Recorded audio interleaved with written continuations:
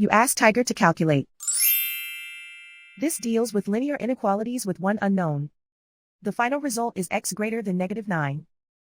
Let's solve it step by step. Isolate the x. Divide both sides by -11. Whenever you multiply or divide by a negative, reverse the inequality sign.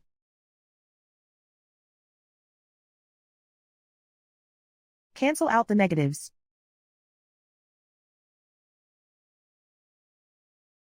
Simplify the fraction.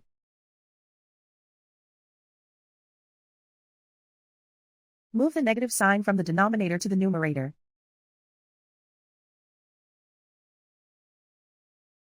Find the greatest common factor of the numerator and denominator.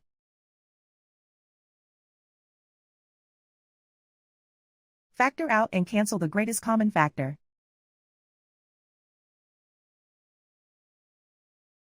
Plot the solution on a coordinate grid. And so the final result is x greater than -9.